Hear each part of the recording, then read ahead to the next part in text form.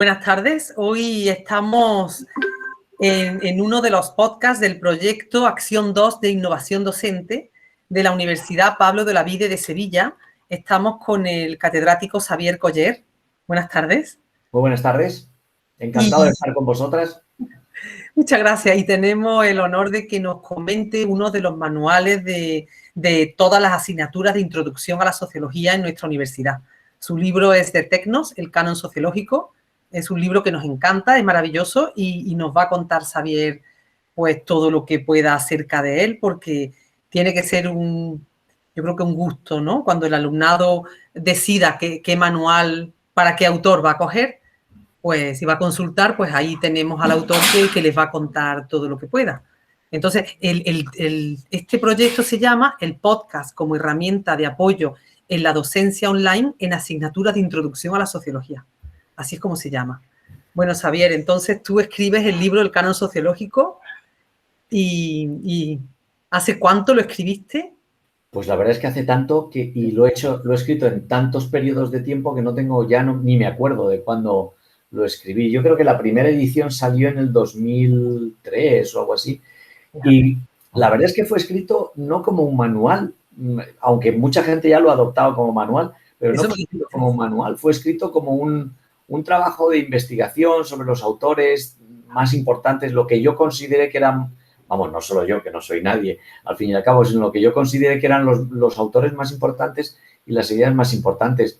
Pero me basé mucho en dos autores compiladores, si tú quieres, o explicadores de la sociología, que son vamos, yo creo que fundamentales, que son Louis Coser, y que se le conoce más por lo de la sociología del conflicto, y Raymond Aron, que son, digamos, los dos autores que trabajan lo que son los básicos de la sociología, ¿no?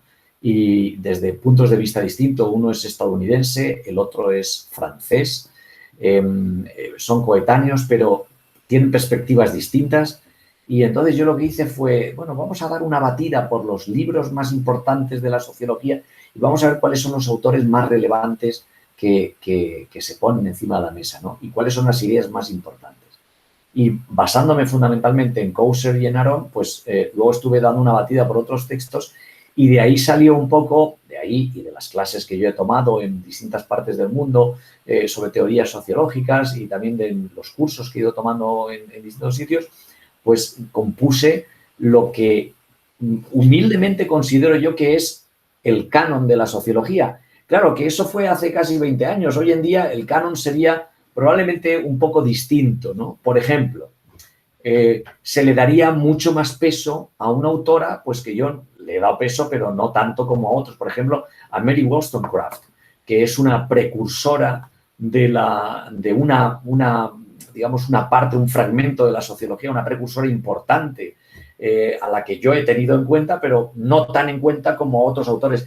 Y el estudio de Mary Wollstonecraft ha reverdecido desde los años en que yo produje o saqué adelante el canon sociológico, ¿no? Por tanto, si ahora tuviera que volverlo a escribirlo, cosa que creo que no haría porque me ha ocupado mucho tiempo y me ha ocupado mucho esfuerzo, probablemente dejaría los autores que hay, por supuesto, pero probablemente introduciría algunas otras, y hago énfasis en las As, algunas otras, que, por supuesto, ni Louis Coser, ni Raymond Aron, ni la mayor parte de los trabajos que he consultado han tratado, pero que afortunadamente han sido puestas encima de la mesa para decir, bueno, pues es que esto se tiene que estudiar. Y algunos otros autores también, no solamente sociólogas.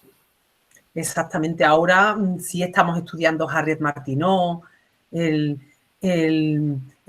ahora, fíjate tú, el nacimiento de la sociología feminista negra, la esposa, porque tú eres muy weberiano, pero ahora el siguiente podcast que grabamos en el proyecto de fundadora de la sociología es con Marian Weber.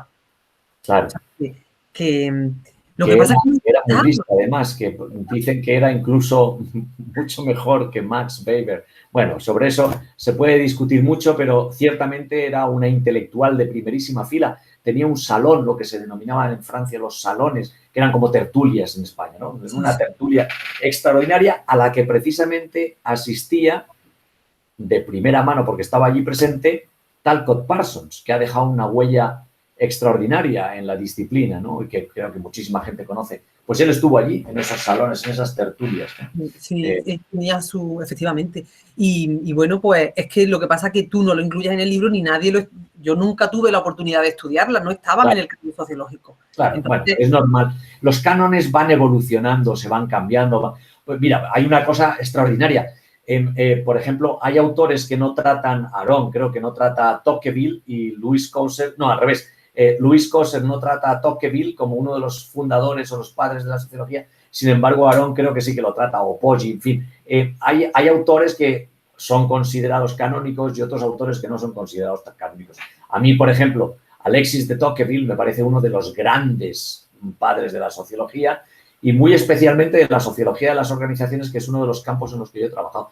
Pero indudablemente las reflexiones que tiene sobre la Revolución Francesa, sobre las desigualdades en Francia, que era el sitio donde él vivía, en 1830, 40, 50, etcétera, pues claro, es que las observaciones que él hace, pues es que son tan o más relevantes que las que hace desde otro punto de vista que las que hace Karl Marx, que también vivió en un montón de sitios, ¿no? En circunstancias muy diversas, ¿no? Entonces, lo que quiero decir con esto es que hay autores que en un momento determinado se consideran canónicos y que 20 o 30 años después pues ya no son tan canónicos y ya han pasado un poco al olvido.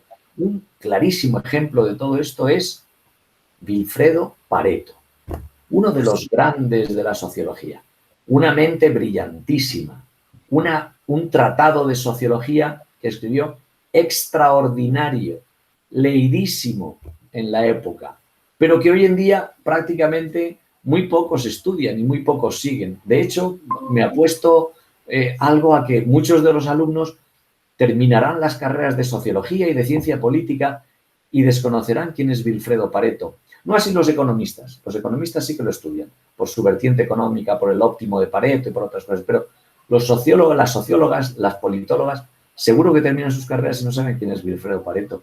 Y sin embargo ha dejado una huella indeleble en la disciplina de las ciencias sociales, con toda su teoría de las élites, con su teoría de las derivadas, etc. Y es un autor magnífico, pero tuvo el gran problema de que fue asociado, él mismo se asoció al final de su vida, cuando ya era muy mayor y era senador vitalicio, se asoció y fue asociado también en buena medida por Mussolini, se asoció al fascismo.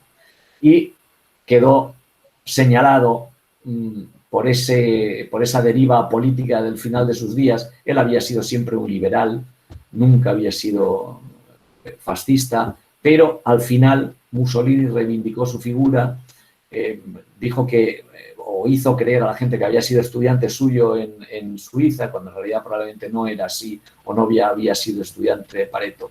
Y Pareto al final un poco como que, bueno, total, que ha sido un poco olvidado. Yo lo he intentado recuperar allí en el canon algunas de las ideas fundamentales, por supuesto no su deriva política, pero sí algunas de sus ideas fundamentales que me han parecido extraordinariamente útiles para explicar la sociedad en la que vivimos actualmente, porque no nos olvidemos de una cosa importante, María José. Probablemente muchos alumnos que estén viendo, incluso algunos profesionales jóvenes que estén viendo este vídeo, si no se han aburrido ya, si lo están viendo, muy probablemente piensan, bueno, pero a mí, ¿para qué me sirve esto que escribió Max Weber o lo que escribió Vilfredo Pareto?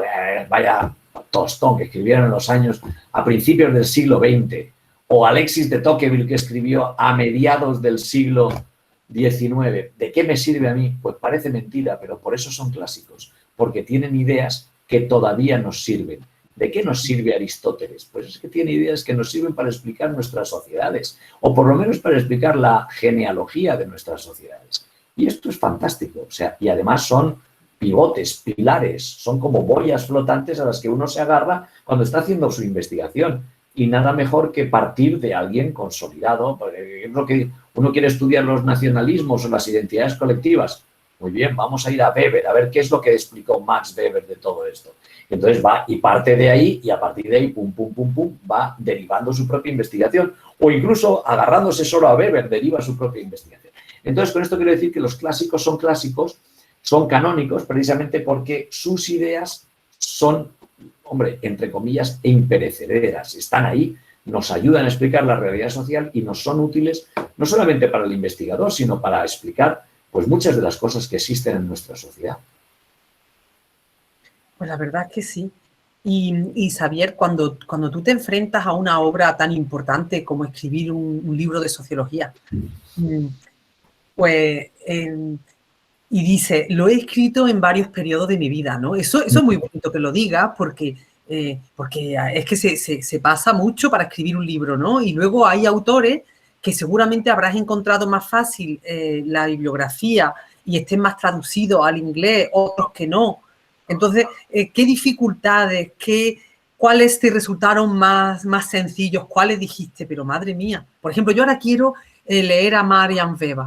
Afortunadamente yo me debo de acordar algo de los 3 años que estuve en Alemania, porque la mayoría no está traducido al inglés, creo. Entonces, a lo mejor tengo que indagar, pero sí que va a haber algunos papers que me los voy a tener que tratar de leer en alemán. Entonces, algunos ensayos, porque ellas escribían muchos ensayos. Entonces, claro, me imagino que a ti te habrá pasado igual, aunque tú hablas varios idiomas. Sí, pero mira, vamos a ir por partes. Esto es un libro que está escrito a lo largo de varios años, ¿vale? Y es un libro, pues, que uno empieza a escribir, bueno, pues voy a escribir sobre Durkheim, sobre los autores fundamentales, lo típico, Marx, Durkheim, Weber. Y luego te das cuenta de que hay muchos otros que fueron tan importantes como ellos, pero que no han tenido la suerte de ser, por ejemplo, de ser tan nombrados, tan utilizados. Por ejemplo, George Simmel. Simmel fue un sociólogo extraordinario, de una lucidez y una brillantez exquisitas. Pero como era judío, estuvo aislado en su mundo universitario, en la universidad alemana. Y a pesar de que tenía grandísimos amigos como Sombart o el mismísimo Max Weber, él vivió prácticamente toda su vida con un puesto de profesor, digamos, ordinario o así, más o menos para entendernos. Vamos, que cobraba a tanto el alumno. Tantos alumnos tienes, tantos te pagamos. La mayor parte de su vida fue así. Entonces, ¿qué ocurría? Que Simmel estaba obligado a ser brillante para atraer a sus alumnos. Y sus análisis son extraordinariamente punzantes, el que tiene sobre la ciudad, sobre las mujeres, sobre la comida, etc. En fin, es una cosa extraordinaria. Entonces, pero no tuvo el éxito en vida que tuvo, por ejemplo, Max Weber, ¿vale? Entonces, hay algunos autores que yo los he ido recuperando, para mí, no para la disciplina, que mucha gente sí que estaba familiarizado con Simmel o con otros autores como Tocqueville u otros, pero sí que lo fui leyendo y dije, hombre, mira, pues esto está bien. Entonces, bueno, pues voy a escribir un capítulo sobre Simmel y me voy a leer pues las obras más relevantes de Simmel, ¿no? Entonces yo iba aprendiendo y al mismo tiempo iba escribiendo pensando en cómo se lo contaría yo a un grupo de alumnos. Casi estaba haciendo lo mismo que hacía Max Weber con sus alumnos cuando hablaba o escribía básicamente la ciencia como vocación y la política como vocación, lo que en España se ha conocido como el político y el científico. Entonces, estaba en una serie de conferencias que Max Weber preparó para unos alumnos a los que disertaba fumándose un puro o una pipa, lo que fumara, en un castillo, sentado en un sillón frente a una chimenea con sus alumnos allí y les contaba. Y entonces yo me pensaba, obviamente, yo en ningún momento me pensé que yo iba a ser como Max Weber, no, en absoluto. Simplemente que pensaba cómo explicárselo a los alumnos. Y entonces me di cuenta de que había conceptos que son extraordinariamente complejos, sobre todo algunos tratados por Talcott Parsons, por ejemplo, o por la Escuela de Frankfurt, incluso por el propio Max Weber. Entonces me di cuenta que eran muy complejos y dije, bueno, vamos a ver de qué manera se lo puedo hacer yo accesible a una persona que esté empezando como unos alumnos o un profesional joven que esté empezando la carrera y que necesite recurrir a algunas ideas básicas para anclar sus investigaciones, ¿no? Y entonces ahí sí que reconozco que hice un esfuerzo importante por deglutir las ideas más importantes y traspasarlas al papel de una manera que fueran accesibles. Y te voy a confesar una cosa, lo explico en el prólogo del libro, pero te lo digo ahora también. Yo siempre he creído en la educación como un elemento de transformación social.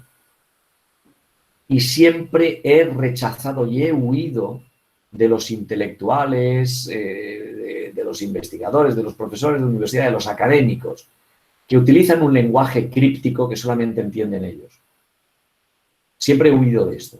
Entonces, mi idea con el canon sociológico era la contraria. era intentar ser un verdadero revolucionario, es decir, hacer accesible el conocimiento a gente que no tiene las ideas o la terminología, las herramientas que nosotros podemos tener por habernos dedicado a la educación o por haber estudiado una carrera. Mi idea era que si mi padre, que no tiene estudios, o mi madre, lee en el canon sociológico, lo pudieran entender. O si se lo leo yo en voz alta, que lo puedan entender.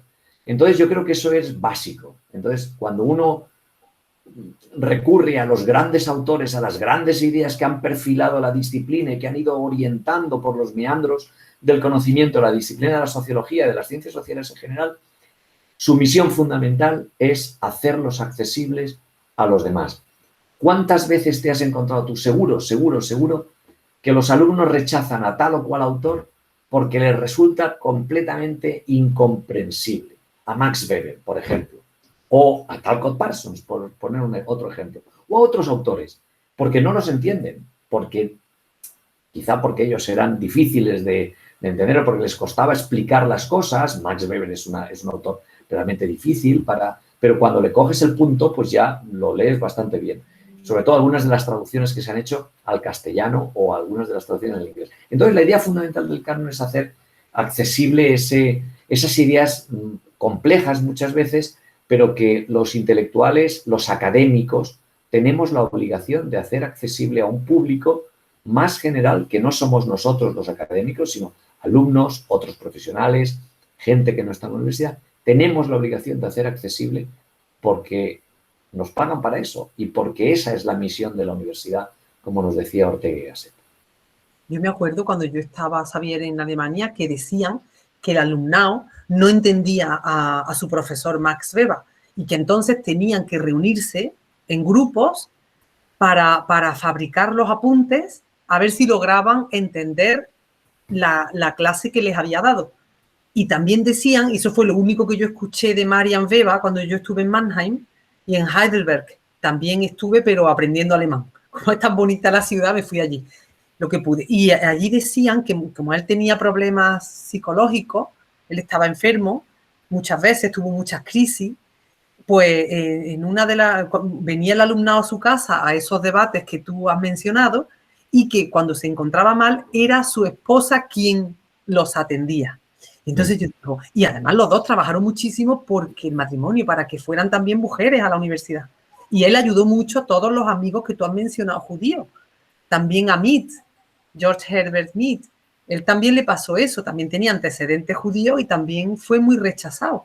En cambio, en Estados Unidos, leía yo hoy precisamente un trabajo de un alumno y lo trataba como norteamericano. Como estuvo allí trabajando, pues diría, pues americano. Claro. O sea, que la verdad se produce un fenómeno muy curioso, muy peculiar, que por otro lado es normal y es natural que así ocurra, y es que en el periodo de entreguerras, cuando ya la cosa se está poniendo muy mal, sobre todo en Alemania, especialmente en Europa, pero sobre todo en Alemania, muchos intelectuales se marchan y terminan sus vidas académicas en los Estados Unidos. Ocurrió con buena parte de la Escuela de Frankfurt, aunque algunos de ellos vuelven a Alemania después, pero ocurrió con muchos académicos, intelectuales, sociólogos, investigadores que terminan en los Estados Unidos. Y el centro de gravedad de la sociología, sin lugar a dudas, por mucho que ahora aparezcan también otros autores en otras partes del mundo, el centro de gravedad de la sociología se traslada a los Estados Unidos y es allí donde florece. Y es donde a los europeos nos viene rebotada una sociología mucho más empírica, mucho más sofisticada, mucho más menos centrada en el pensamiento abstracto y más aferrada a la realidad, a los datos. Y entonces es una más positivista o, si queremos, neopositivista. Entonces un tipo de sociología que ya nos llega a los europeos en la posguerra, después, los años, sobre todo 60, 50, 60, etcétera, y esa pátina de abstracción, de pensamiento abstracto, medio filosófico y tal, de especulación y tal, eso ya queda prácticamente barrido de la sociología. Hoy en día se dan muy pocos casos de autores que solo se dediquen a especular, a escribir, porque eso forma parte más de la filosofía, ¿no? Hoy en día la sociología está mucho más, las ciencias sociales en general, pero está mucho más centrada en la investigación empírica, el análisis de la realidad. No digo necesariamente con datos estadísticos, sino con observaciones, como la antropología, por ejemplo, ¿no? Y están mucho más centradas en la realidad, ¿no? Pero todo eso se lo debemos a ese cambio de ese centro de gravedad que se traslada de manera normal, porque en Europa, en Alemania especialmente, estaban altamente perseguidos por ser muchos de ellos judíos, otros por ser de izquierdas, se trasladan a los Estados Unidos a seguir sus carreras y allí muchos de ellos terminan sus carreras. Y a Max Weber, cuando muere con 52 años de una forma tan inesperada, ¿no? Es Marian Weber, su esposa, la que edita y publica su última obra. Ella es la que publica y es la que le da toda esa fuerza a Max Weber en Estados Unidos. Y lo traduce al inglés o lo mandará a traducir, no sé cómo lo haría. Pero bueno, en realidad en inglés entra en los Estados Unidos, Max Weber entra en inglés en los Estados Unidos. Bueno, Max Weber viaja a los Estados Unidos, de hecho tenía parientes allí. Hay un vídeo que se puede ver en internet de entrevistas y tal. Sí, pero Max Weber entra, los libros, la obra de Max Weber entra en los Estados Unidos gracias curiosamente, al impulso de un español, que esto es algo que se conoce poco. Yo lo sé porque era mi maestro, entonces me lo ha contado en algunas ocasiones. Juan Linz, que fue profesor se doctoró en Columbia y fue profesor en Columbia con muchos intelectuales como Lazarsfeld o Merton. Era el sustituto de Merton. Cuando Merton se marchaba, Juan Linz daba sus clases.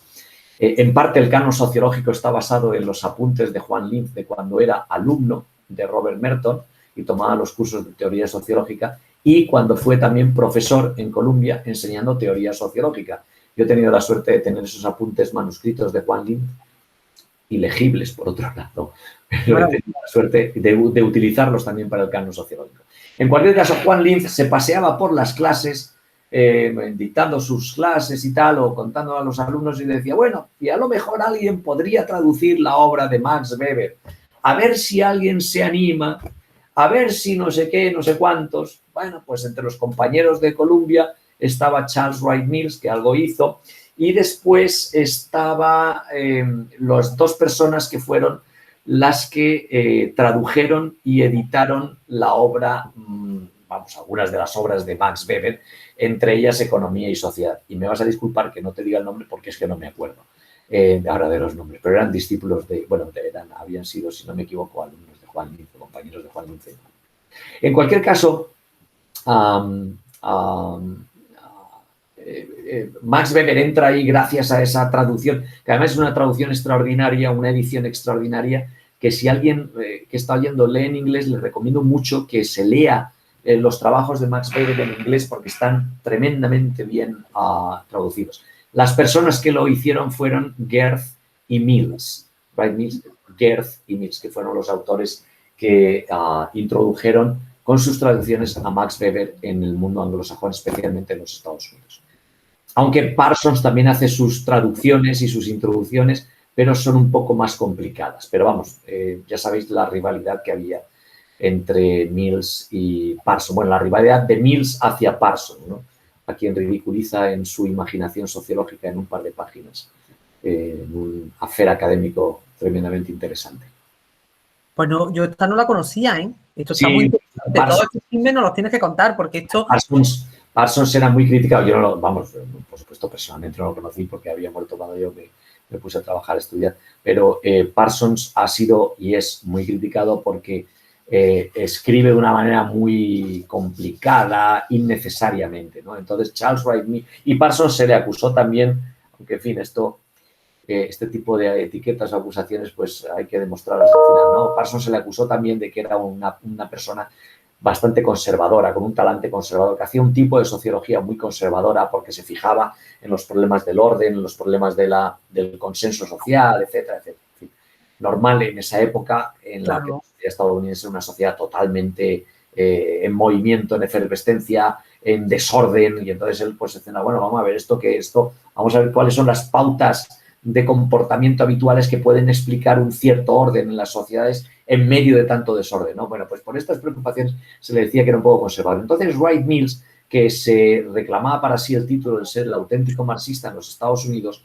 aunque sobre eso habría mucho que discutir también, claro, por la naturaleza de la obra de Marx y por la lectura que hace él de Marx, que no siempre es la más, digamos, ortodoxa. Pero, en fin, él reclamaba para sí. Entonces, él criticaba mucho a Parsons y una de las formas que tenía de criticarlo era ideológicamente por la sociología conservadora, pero por la forma en que escribía. Entonces, en la imaginación sociológica, Charles Wright Mills tiene un par de páginas en las que dicen, bueno, y esto es lo que dice Parsons. Y copia un texto, entre comillas, obviamente se ve que es una cita, porque Wright Mills no plagiaba, es una cita larga de 4 o 5, una página entera, 4 o 5 párrafos, y entonces uno da la vuelta a la página y esto es lo que quiere decir, y lo resume en una frase. Con esto, irónicamente, lo que le está diciendo a Parsons es que no sabe escribir y toda la verborrea que utiliza Parsons puede quedar reducida a una sencilla frase. Este es uno de los ejercicios que más le agradan a los académicos, ridiculizar a los rivales o, en fin, en la medida en que pueda. En este caso, Charles Wright Mills podía hacerlo porque él es uno de los gigantes de la sociología y se enzarzaba con Parsons, que era otro de los grandes gigantes de la sociología también, por mucho que se le haya criticado y por mucho que se le haya dicho. Este año han utilizado muchísimo esa sociología tradicional, mi alumnado, porque les propuse hacer un ejercicio, era un podcast sobre cultura. Y cuando analizaban la Semana Santa, analizaban la romería, analizaban cualquier aspecto de su cultura, pues claro, para eso, ahí hay mucho orden y hay mucha... Entonces, claro, el funcionalismo lo han usado como en la vida. Claro. Eso ha sido interesantísimo porque digo, bueno, una sociología distinta, o sea, todos los enfoques, como tú bien has dicho, todas las sociologías son importantes. Sí, no, y al final, como decía una profesora mía, que es una de las grandes sociólogas que existen en la actualidad, que se dedica al estudio de los movimientos sociales y de las organizaciones, pues decía, me decía, mira, Xavier, al final todos somos funcionalistas, porque al fin y al cabo el funcionalismo, y esto era una de las divisas del funcionalismo en los años 60 y 70, dice, mirad, decían, yo defiendo o abogo porque sustituyamos el nombre de funcionalismo, porque al fin y al cabo lo del funcionalismo no es ni más ni menos que una perspectiva sociológica que básicamente que lo que dice es que hay un fenómeno que es función de otro fenómeno, es decir, que depende de otro fenómeno. Y estas son las relaciones causales básicas que estudiamos en la sociología, ¿no? Bueno, nos puede gustar más o menos la etiqueta de funcionalista. Yo reconozco que en los años 70, en los años 80, en muchos departamentos, sobre todo en España, donde probablemente se conocía poco a los funcionalistas, se utilizaba el término entre comillas, para insultar o menospreciar. Este es un funcionalista, Bueno, es lo que hay. Es una perspectiva sociológica que tiene sus cosas interesantes, que tiene sus problemas metodológicos y teóricos también, como los tiene la Escuela de Frankfurt o los tiene la teoría del intercambio o cualquier otra perspectiva que adoptemos, ¿no? Entonces, lo importante yo creo que es hacer un poco o adoptar la perspectiva, digamos, que tenía Max Weber. No digo que hay que ser weberiano, digo la perspectiva de Max Weber. Max Weber, ¿cuál era su virtud? Que había estado sometido a influencias intelectuales diversas, incluso del marxismo. Max Weber hace referencia a la obra de Marx, curiosamente sin mencionar a Marx. No sé por qué no lo mencionaba, pero hace referencia a la obra de Marx. Se refería a él como un autor. Marx no estaba considerado en el mundo académico de su época, Marx se le consideraba digamos, como un activista social y tal, pero no estaba, en los círculos académicos no estaba considerado, no era un autor a tener en cuenta, ¿vale? Y entonces Max Weber ni siquiera lo menciona, ¿no? No quiero decir que hiciera bien o mal, pero bueno, Max Weber estaba sometido a distintas influencias. En ese punto, desde ese punto de vista, Max Weber era ecléctico intelectualmente. Luego desarrolló su corpus teórico, pero era ecléctico en el sentido que había recibido influencias distintas. Yo creo que eso es lo bueno también de la perspectiva sociológica, que el sociólogo, la socióloga en formación, puede estar sometido a influencias diversas. El funcionalismo, pues claro, ¿por qué no? Pero también la teoría del intercambio, la escuela de Frankfurt, la teoría de la estructuración, de Giddens, etcétera, el hábitus, el concepto de hábitos. Es decir, que esté influido por distintos pensadores, pues claro, y que los utilice y que los reviva, los reverdezca en sus investigaciones y en sus trabajos. Eso es lo bonito, que si han estudiado la Semana Santa, pues puedan aplicar conceptos, pues a lo mejor turquemianos, que fue uno de los grandes de los grandes sociólogos que ha tenido influencias en el funcionalismo posterior. Pues claro, ¿por qué no? Si es útil para explicar la realidad, ¿por qué no lo vas a utilizar? Sí, han utilizado, eso me ha llamado la atención porque siempre explican las perspectivas y siempre dicen lo mismo, no, las funcionalistas no nos gusta. Y este año, pues de repente todo el mundo es funcionalista. Digo, pero qué cosa más interesante, ¿no? Y es por el ejemplo que les propuse. Porque, y luego a mí esas críticas me parecen, yo en Estados Unidos pues no he estado académicamente, he estado pues en campamento de verano, fíjate tú, trabajando, pero no he tenido la suerte de estar como tú, ¿no? Entonces yo en Alemania sí, por ejemplo, en Inglaterra, pero bueno, en Alemania a mí me llamaba la atención que eran muy críticos. Y entonces, y también venían muchos norteamericanos, oye, allí en los seminarios y todo eso se criticaban, pero vamos, de una forma brutal para mí en aquella época. Y entonces, ahora estudiando a Marian Weber, pues estoy disfrutando mucho porque me estoy acordando de mi época alemana. Y entonces, cuando leo las críticas que, como tú has dicho, ¿no? Karl Marx era un activista, entonces no era reconocido. Tampoco Marian Weber porque también era feminista y activista. Y también un poquito también a Herbert Mead, tampoco, ¿no? Porque también. Y Max Weber criticaba mucho esos posicionamientos. Y digo, es que la academia alemana siempre ha sido muy crítica, constructivamente hablando. O sea que entonces yo creo que eso es bonito. No sé si tú has notado en la tradición, tú que has estado en varios sitios, si tú notas que aquí se critica menos, se critica más. ¿Cómo te...? Bueno, aquí, mira, yo la verdad es que las cosas están cambiando para bien y han cambiado mucho. Pero mi experiencia, que es antigua, es que se critica mucho sin conocer muchas veces. En parte también por eso me animé mucho a escribir el canon sociológico, no para mostrar a los demás, no, sino para aprender yo, para poder criticar sabiendo lo que estaba criticando, ¿no? Exacto. Y si otros se podían beneficiar de ello, pues mejor todavía, ¿no? Entonces, sí, hombre, la crítica es inherente al mundo académico. Los que estamos en el mundo académico, pues sabemos que nuestros trabajos tienen que estar sometidos a la crítica, es decir, al ojo escrutador de los demás, porque la crítica te fortalece. O sea, no la crítica por ser criticón, de decir, mira, este no tiene ni idea. No. La crítica en el sentido de la crítica seria, solvente, la crítica Exacto. Que te dice, oiga, mire usted está generando aquí un argumento que relaciona A con B, pero usted no tiene en cuenta C. ¿Por qué no lo tiene en cuenta? Si lo tiene en cuenta, y aquí es donde viene la parte interesante de la crítica académica seria y solvente, es que te da una alternativa. Si usted tiene en cuenta C, su argumento va a mejorar por esto y por lo otro. Eso es ser crítico, no ser criticón. Eso es hacer un análisis crítico.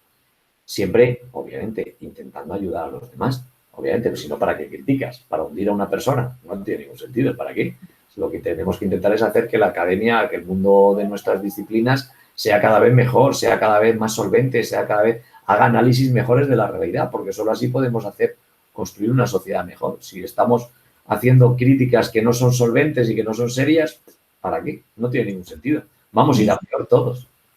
¿Y la sociología tú la viste, por ejemplo, en Estados Unidos como más al servicio de la sociedad que a lo mejor aquí en Europa? A mí me da la impresión, ¿no? De que y además tiene más salidas profesionales en Estados Unidos que aquí en España, sí. el sociólogo y socióloga. O sea, sí. Yo estoy bastante... A mí me gusta bastante la sociología norteamericana, ¿por qué te voy a decir?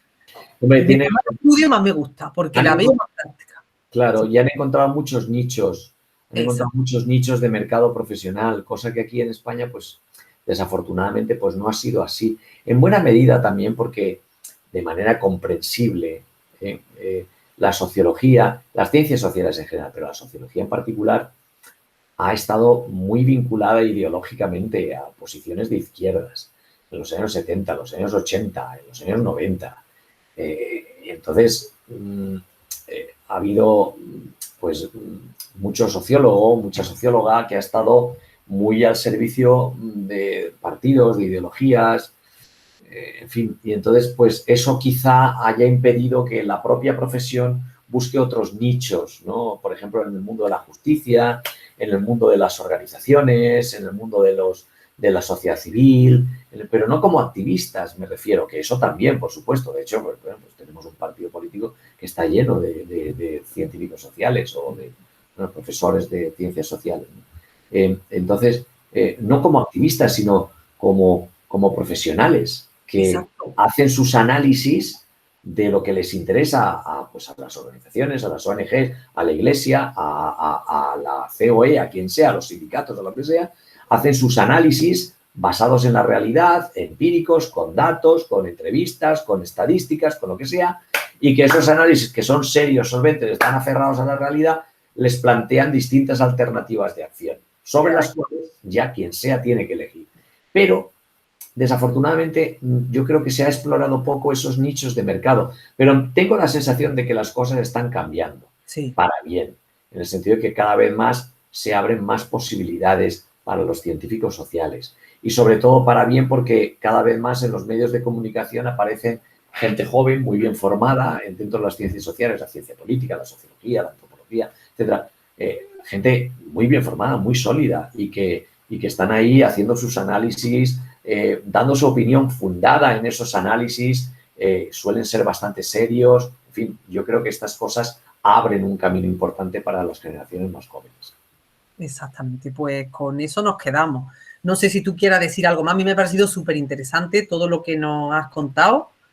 No sé cómo vamos. Bueno, no, todavía tenemos tiempo si tú quieres decir algo más. Yo no tengo nunca fin contigo hablando, ¿eh? No, muchas gracias. No, simplemente quiero decir que quiero insistir en una idea muy importante. Sobre todo para la gente más joven que quiere dedicarse a esto de la profesión, de la sociología, las ciencias sociales, es muy, muy, muy importante hablar un lenguaje que sea accesible a los demás. Eso es lo importante, lo más importante. Y lo segundo, la segunda cosa que quiero decir, nada se hace sin esfuerzo. Nada. No merece la pena ser un influencer si no te esfuerzas en mejorar, en aprender, en ser más sólido intelectualmente. Por tanto, lee, aprende, estudia, esfuérzate y hazte inteligible a los demás, hazte comprensible a los demás. Intenta trasladar a los demás lo que tú has aprendido. Yo creo que esas son dos motivaciones básicas que están detrás del canon sociológico, que tiene ese nombre porque tenía que ponerle algún título y por aquellas fechas acababa de salir un libro que se titulaba El canon occidental, de un profesor a quien yo conocí en la universidad donde estudié. Y dije, hombre, le voy a pillar el título, canon sociológico. Me pareció que encajaba bastante bien con la idea del libro y por eso tiene ese título. Pero, repito, estudia, trabaja, esfuérzate, aprende, mejora como ser humano y traslada tus conocimientos de manera accesible a los demás que quieran escucharte. Y ya que das unos consejos yo creo que tan maravillosos, ¿no? ¿Por dónde le dirías tú al alumnado que empezara? ¿Qué le recomendarías? Pues mira, te recomiendo que leas y puedes empezar por... Pues mira, hay un texto de dos autores que no son santo de mi devoción por otro lado, pero que yo recomiendo siempre a todos mis alumnos. No sé si está en castellano. Yo lo leí hace muchos años en catalán. Y el texto se titula Invitación a la sociología, de Berger y Luckmann. Es un libro extraordinario para iniciarse en el mundo de la sociología. Eso es lo que yo recomiendo leer, el primer libro que recomiendo leer. Muy bien. Invitación a la sociología. Y el segundo, claro, está el canon sociológico. Esto es broma. Este ya lo tenemos puesto. Bueno, eso ahora no hay que leerlo si no se necesita. Canon Pero socio. invitación a la sociología sí que es muy necesario leerlo para la gente que empieza. Por ahí empezaría yo. Y a partir de ahí, pues ir cogiendo alguna obrita, no necesariamente para los que empiezan, no necesariamente la obra original, por ejemplo, La ética protestante y el espíritu del capitalismo, puede ser muy complejo para los chicos, las chicas que empiezan, pero a lo mejor sí un buen sumario de ese texto y ya un poquito más adelante quizá entrar ya a leerlo en materia, pero una buena sinopsis para entender un poquito las ideas fundamentales, para entender los conceptos clave, la idea de la religión católica, de la protestante, las diferencias, etcétera, porque es un libro fascinante, actualísimo y que sirve para explicar muchísimas cosas de las sociedades actuales. Por ejemplo, por qué los anglosajones tienen una cultura más individualista y en España funcionamos más como un rebaño.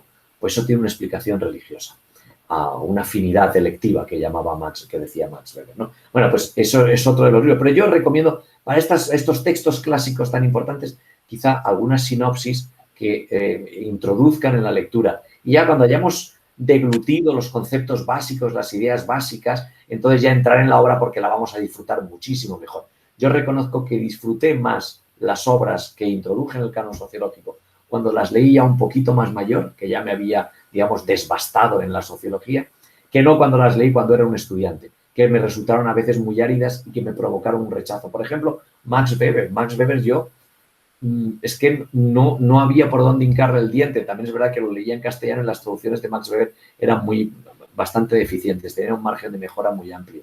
Pero cuando ya aprendí a leerlo y vi que la riqueza del caudal de conocimiento de este hombre, dije, esto es fantástico. Y entonces no he dejado de leerlo y lo sigo utilizando mucho para mis trabajos. Claro que sí. Y te quería yo preguntar algo. Y ahora se me ha ido porque es que me embeleso. Porque, No te preocupes. porque sabes lo que te quería comentar, que tú has hablado del sumario y de la sinopsis. Es que es muy importante que le des todos estos trucos y todas estas estrategias para aprender. Y yo te lo agradezco muchísimo. Y ahora yo estoy muy embelesada con el tema de los podcasts, con el tema que en esto la UNED, que tú estás ahora a distancia allí, es maravillosa. Y estoy también produciéndolo. Entonces, el sentarme, pues como hoy contigo, otras veces con otras colegas, a hablar sobre, por ejemplo, estamos haciéndolo sobre las fundadoras, ¿no?, de la sociología, sobre Harriet Martineau. Entonces, yo, por supuesto, leo, pero también escucho otras, aunque no sean de sociología, porque fíjate que de las fundadoras de la sociología, mira, tenemos a Harriet Martineau por las escritoras,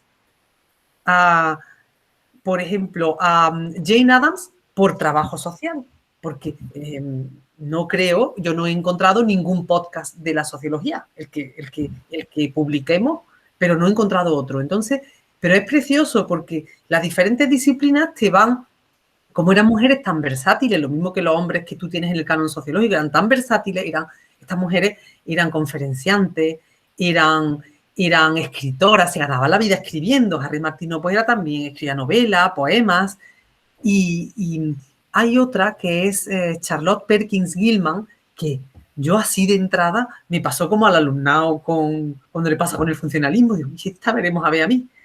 Y de repente digo, bueno, mira, vamos a ver qué dice la gente. Y me pongo a ver podcasts sobre el tapiz amarillo. Entonces descubro una obra que además yo ya ni me las leo, me las leen, porque tienen audiolibros, entonces a mí me la leen. Un libro de... Eso es fantástico, yo estoy encantada. Y entonces me la leen, que me la leen además en otro acento, sí. Y de repente descubro una obra de arte de lo que era en ese momento la violencia de género, que no está tratada desde un punto de vista sociológico, sino desde el punto de vista de la literatura. Son escritoras, y digo, pero qué maravilla, ¿no? Y a mí me está ahora enganchando mucho y animando mucho a leer el debatir como estamos haciendo en el día de hoy. Pues es extraordinario, me alegro mucho de que te haya servido y que pueda ayudar también a las chavalas y a los chavales que empiezan ahora o a los profesionales más jóvenes. Les animo mucho a tirar para adelante y sobre todo, a esforzarse mucho. No estoy diciendo que el esfuerzo lleve a la recompensa, pero en parte ayuda y sobre todo es importante tener en cuenta que el esfuerzo por aprender más te hace a ti mejor como persona y a la humanidad la mejor, aunque sea en un grado infinitesimal. Exactamente. Pues 1.000.000 de gracias y cuando ponga tu